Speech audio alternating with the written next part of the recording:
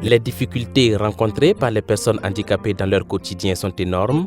En effet, ces personnes ont bien souvent du mal à avoir accès à bon nombre de services et bâtiments publics, ceux-ci étant dépourvus de rampes d'accès.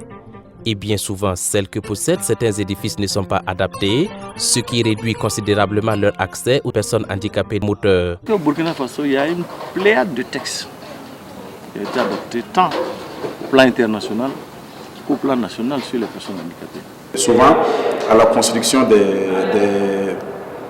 des bâtiments, on ne pense pas aux personnes handicapées. Je prends un exemple sur la personne handicapée. Le moteur a un boulot dans un service où on fait les marches, on ne pense pas à cette personne, c'est difficile. Donc pour moi, je pense qu'avant même de mettre en place certains bâtiments, il faut penser à l'accès de la personne handicapée. Il y a beaucoup d'évolutions dans ce sens. Même les architectes ont eu à échanger avec les organisations de personnes handicapées pour voir comment on peut améliorer l'accessibilité des personnes handicapées dans ces édifices publics et même privés. Toutes ces dispositions devaient permettre aux personnes handicapées d'accéder aux services sociaux de base, la santé, l'éducation. Malheureusement, ces dispositions ne sont pas encore appliquées. Les difficultés d'accès s'étendent aux centres de santé, très peu d'entre eux disposant de matériel comme des fauteuils roulants pour permettre aux personnes handicapées d'accéder facilement aux salles de soins. Les femmes handicapées sont par exemple obligées pour la plupart de donner naissance sur des tables d'accouchement non adaptées à leur situation avec tous les risques que cela comporte. Si on avait levé cette difficulté-là, nos femmes avec handicap moteur n'allaient pas souffrir dans les maternités, n'allaient pas se reunir. Vous voyez, quand on donne table d'hospitalisation ou bien d'accouchement pour tout le monde, nous, nos femmes, on est obligé de les mettre sur des nattes, donc même de les prendre de fois comme des enfants. Donc c'est une façon de rabattre leur dignité, ce qui n'est pas normal. Parmi les personnes handicapées, les femmes handicapées sont encore plus désavantagées. Elles rencontrent d'énormes problèmes. Il faut dire que de façon générale, les problèmes sont en fait en lien avec la pauvreté. Les personnes handicapées ont des difficultés d'accès aux services sociaux de base, la santé, l'éducation, etc. Alors, les personnes handicapées aussi font face à diverses violences. Alors que ce soit des sévices corporels, la marginalisation, la discrimination, l'injustice sociale, les viols, etc., etc.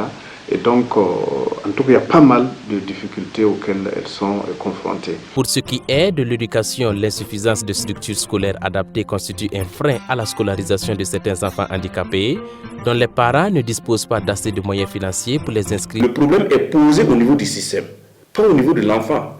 Le système qui est obligé de se transformer, s'adapter à la situation de l'enfant, adapter les curricula et également se former les enseignants à la psychologie de l'enfant handicapé qui est quelquefois un peu différente de la psychologie de l'enfant non handicapé. Ce faible accès à l'éducation et à la formation professionnelle réduit l'insertion professionnelle, si bien que seulement 2% des personnes handicapées actives sont occupées. Nous sommes comme tout le monde, il suffit qu'on lève les obstacles qui nous bloquent pour que nous puissions réellement être comme tout le monde et espérer comme tout le monde et surtout avoir des compétences comme les autres et pouvoir participer au développement du pays. La carte d'invalidité instituée en faveur des personnes handicapées, en vue de leur offrir des avantages dans des domaines tels la santé, l'éducation, la formation professionnelle, l'emploi, les transports n'est pas reconnu et accepté par certains agents administratifs. C'est au regard de ces problèmes-là que au Burkina Faso, les autorités ont bien voulu donc initier un certain nombre d'activités. Il y a des dispositions juridiques aussi qui sont là pour vraiment accompagner les personnes handicapées, leur permettre de vivre dignement au même titre que les autres membres de la société. Le gouvernement a élaboré et adopté une stratégie, la stratégie nationale de protection et promotion des personnes handicapées. Alors pour permettre donc la mise en œuvre de ces documents et stratégies, que donc le projet IROA a été élaboré. Et ce projet donc est mis en œuvre au Burkina avec l'accompagnement technique et financier d'un partenaire qui est en fait CBM Global. Les difficultés majeures auxquelles sont confrontées les personnes handicapées, disons-le tout de suite, c'est l'insuffisance de la mise en œuvre des textes. Parce que notre pays a adhéré à beaucoup d'instruments juridiques internationaux, nationaux aussi. Il y a des lois, il y a des décrets. Malheureusement, ces textes ne sont pas connus de ceux qui sont chargés de les mettre en œuvre, mais surtout ne sont même pas connus des bénéficiaires que sont les personnes handicapées elles-mêmes.